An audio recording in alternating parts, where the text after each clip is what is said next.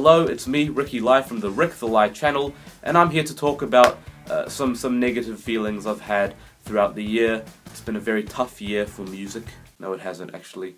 No, it hasn't. It's been a very good year actually. I've had many positive experiences with music and reviewing music and listening to new music. It's been fantastic, probably even more than usual. It's kind of something you say for every year. It's been a great year, but in this case, definitely so. But you can't listen to the amount of music that I did this year without coming across some pretty displeasing moments, and this is a list that kind of helps me vent about them and get over them, you know? There is a hurdle I have to jump, and this hurdle, woohoo, it's quite high. 10 units high, and each of those 10 units is going to be a difficult one to trespass, so let's just get onto it right now. But not before I say a few things. Number one, if you haven't been too impressed by my rambling so far, you can click in the description for a blogspot page where I have put up a written version of this list if you've decided that, you know, this video thing not really working for me. But then again, you've already come this far, so why would you stop now? Number two, no YouTuber diss tracks. Even if I kept up with them this year, they would still probably make up a huge amount of the list, so I'm just kind of ruling them out. Just know that I don't think any of them are good. Like, literally no exceptions. Don't, like, name anyone. It's time to start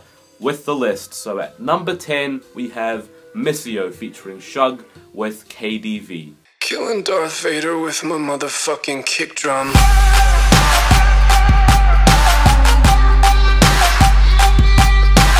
Missio are an indie pop band that kind of specialise in a very sleepy, moody sound, and although I wasn't really a fan of their rather obnoxious singles like Middle Fingers or Everybody Gets High, it was really KDV that kind of, you know, I was on the edge of the cliff and this one kind of poked me and I lost my balance and fell into a big void where all I could hear was, right out of the gate, that obnoxious hook. Killing Darth Vader with my motherfucking kick drum. I like how the lead singer in particular says it with a very croaky voice. Like, he's trying to be sexy and badass and epic with it, but he can't because the line is inherently crap. Look, I know it was going to be a big year for Star Wars, but you can't just start shoehorning characters left and right, you know? It doesn't make the song better, and it certainly has no relation to the rest of the song from what I'm looking at. It's like this grand, explosive, bassy, EDM-inspired banger that they tried to put out, but it ended up being very hard to stomach. At number 9, it's gotta be EMINEM with Offended. Try to hold me down, but you better let me up, cause you're only gonna make things worse. Cause I swear when I get up, I'm never gonna let up till everybody eats my turds. Eminem's latest album, Revival, was pretty damn bad.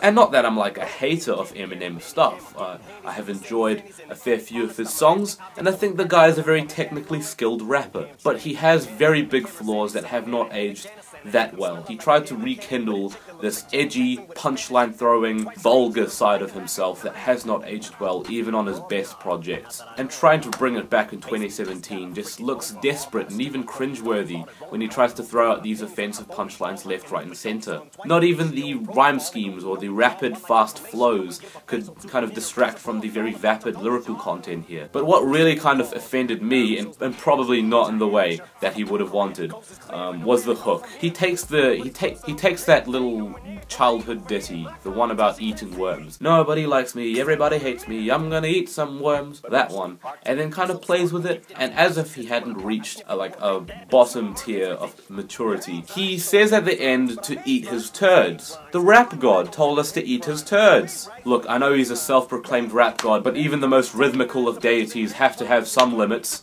At number 8, it's gotta be Macklemore with Intentions. I wanna be a feminist, but I'm still watching porno. I wanna eat healthy, but I'ma eat this DiGiorno's.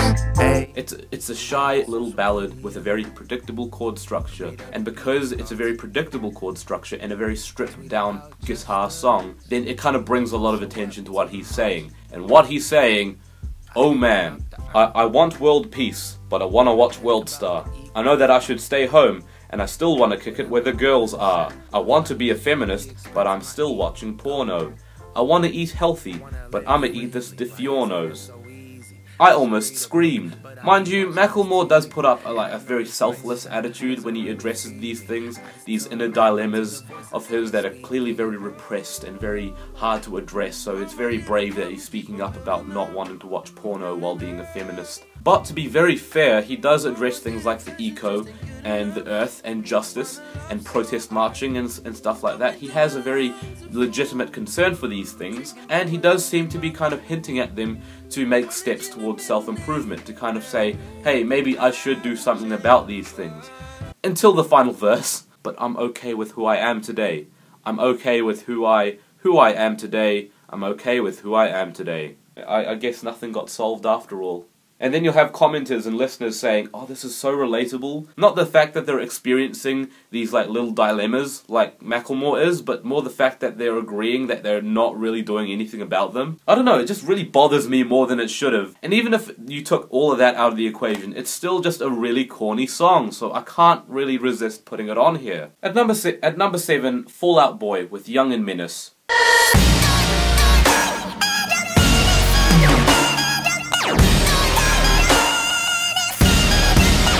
I just played to you a clip of the chorus on this thing. Yes, that is the chorus. I didn't mess with that in any way. I can't believe they did that. I appreciate Fall Out Boy wanting to experiment a little bit or trying to do something unpredictable and volatile, but this seems like a one-off move because the rest of their singles they released this year have been pretty pop-friendly and radio-friendly, whereas this one is pretty pop-friendly up until the chorus, which just brings out this very glitchy, chopped-up, screechy, annoying, ear-grating hook. It's very overblown. It has like such a strange contrast to everything else that came before it, and in a very jarring, unpleasant way. At number 6, Lil Yachty with Bring It Back. They just mad 'cause we be gone. Bring it back. You love me?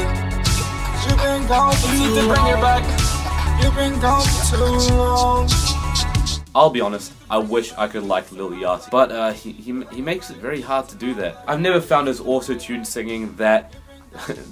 let's just say it leaves a lot to be desired in the not grating your ears field. He does have a very colourful and goofy personality, which I do appreciate. I think it's quite funny to listen to, and even though it kind of results in his very bad lyrical misfires, like the collarbone line and the one about blowing deck like a cello, and the incest line, he did have one song that had potential, and it was Bring It Back, the lead single for his new album Teenage Emotions. And it kind of took on the 80s synth pop style that a lot of artists are harking back to. But Lil Yachty kind of falters immediately within the very first couple of seconds by introducing his auto-tune singing back into the mix. And I don't know if it's the singing itself, or maybe just the mixing that sounds incredibly smudgy and muddy. It's like those pastel crayons and you kind of use it on a paper canvas and it starts smudging everywhere and all the colours start bleeding into each other.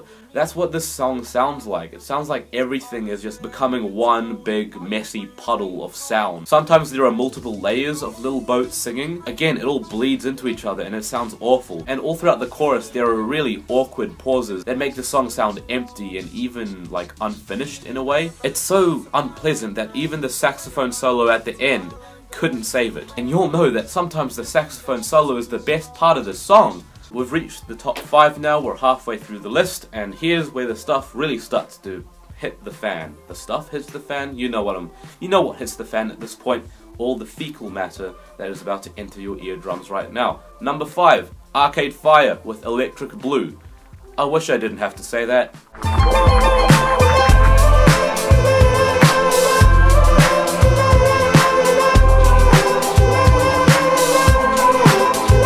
Just so you know, Arcade Fire have created some of my favourite albums ever, but it's become increasingly clear that these moments are kind of a thing of the past as they really start to delve into hit or miss material with a dance pop sound. I thought it had its flaws, but I thought it like had potential too. There were like creative moments there, but everything now really just nosedives. They definitely tripped over and just lost track of where they were heading, because Electric Blue is kind of the worst of all the tracks on Everything Now in my opinion, because while Chemistry and Infinite Content are corny, they're too goofy to really hate, whereas Electric Blue genuinely sounds awful. I like Regine Chassan as a singer. She has sung on some of Arcade Fire's most emotionally potent and powerful songs. She is an amazing singer, but I don't know what happened on Electric Blue. Maybe it was just a bad take that they used because she is off key so many times during that soprano singing. Or maybe it's the very cloudy, muddy mixing here that makes everything sound so, again, like that little Yachty song, messy and like a big puddle of noise, where both of those add up to a song that gets extremely irritating, and I just wanted to turn it off when it got to the point where she starts singing. Not only does the song sound genuinely bad, but just considering the potential that Arcade Fire have had, even in the field of pop music, they've still shown a lot of potential for something beautiful and grandiose. And here it just sounds so fragile and like cakey. Cakey? Was that even a word? I'm moving on. At number 4, Joan of Arc with Smooshed That Cocoon. What the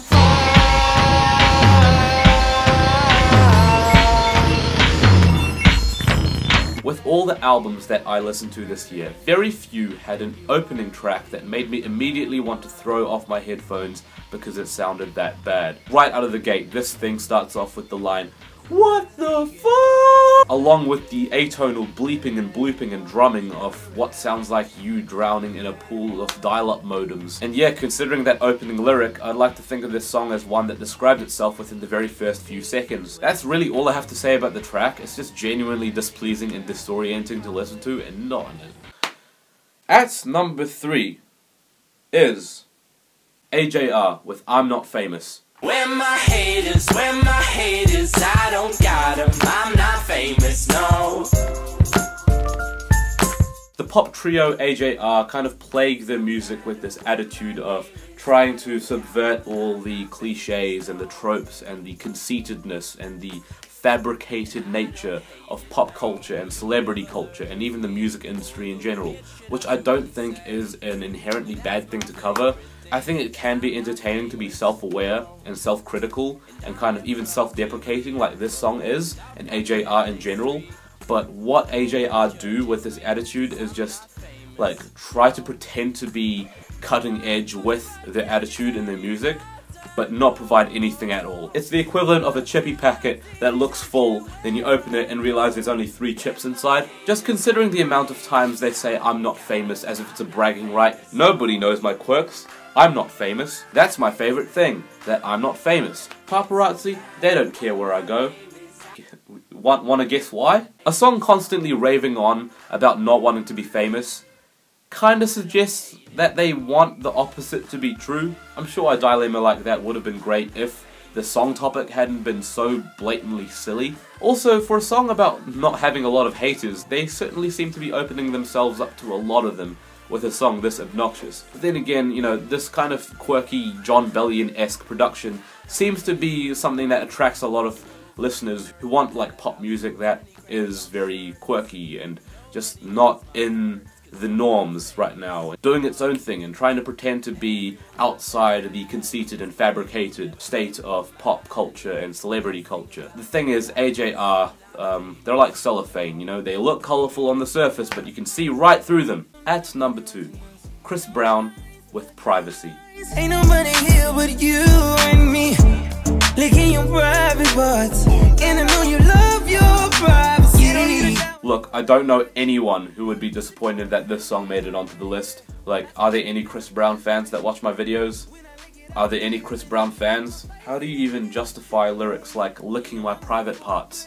And the entire second verse of this song, which is about shower sex and describes it in such an unsexy, gross, yucky way. It's one thing to have a song that kind of describes the details of intercourse and hooking up and, you know, just doing that sort of stuff. There are songs that do this but in much better ways. Run the Jewels and Gangsta Boo with Love Again. They have the bombast, they have the outlandishness to kind of pull this off and kind of make it a big theatre show of it, you know? And even like a Cupcake song, you know, like CPR. It has genuinely witty and funny punchlines that make me laugh. But Chris Brown is doing it unironically, without a single shred of self-awareness of what he's doing. This is only one out of the 45 tracks on his new album. If I have to listen to that entire second verse again, I'm gonna need a shower too. But at least the last 9 tracks weren't racist. Hello, how you doing? I can give you good massage. I can be your everything, you give me 50 bucks. If you no say nothing, I can give you saki. If you give me more money, I give you... Number 1 is Hopsin's Happy Ending. This shouldn't have been a surprise for people who are in the know, but for those who aren't, let me kind of explain. Hopsin has been a rapper who has kind of built himself up to be a rapper with lots of very meaningful and conscious lyrical content. You know, sometimes he has like a song or two that kind of has a bit more of a sense of humor or is kind of verbal flexing, which I think like conceptually is okay. Hopsin just has never had a good taste in doing either of these things, whether he's doing a conscious thing or whether he's doing a funny thing. They just don't really work out because he has a lot of lyrical misfires, but very few of his songs have just been one giant misfire, like a big cannonball of regret and shame. Happy Ending epitomizes everything that Hopsin has in terms of bad taste. Pretty much a self-insert lemon fanfiction, a sex-based fanfiction, where he fantasizes, or heaven forbid retells if this story is true, about the time he was on a dating website or something dodgy like that and saw an ad for a massage parlor, an Asian massage parlor, which is an important detail of the story, and he gets a massage,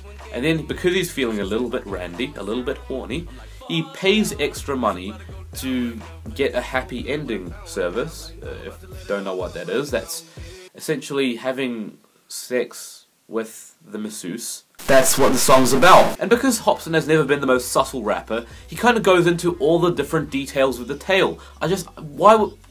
Who wants to listen to that? No one asked for that. I don't know if any of Hopsin's fans would have asked for that. I don't see the it's a joke argument working for this song because there is a point where just the blatantly racist Asian impersonation would just become less funny if you find humor in that sort of thing. It would just become blatantly uncomfortable and just flat out sad. Just genuinely sad. And for me, that was 10 seconds into the song. You know, I could talk about how this song has a very negative impact on, you know, things like casual racism, or the fetishization of Asian cultures and Asian women, and Hopsin's involvement with prostitution. But, just at the end of the day, this is just a very corny, distasteful, bad song. And I don't know anyone just kind of getting down to this thing, like, unironically, you know? You can't listen to a song like this for as long as it runs and not think this is a little bit unnecessary. Just a little bit unnecessary, Hopsin. There was a music video for this song, but it got taken down from YouTube like almost immediately, and I'm not surprised. Okay, there is one funny thing about this song, and it's not even part of this song. It's from an album called No Shame. But yeah, that was my list of the 10 worst songs that came out during the year.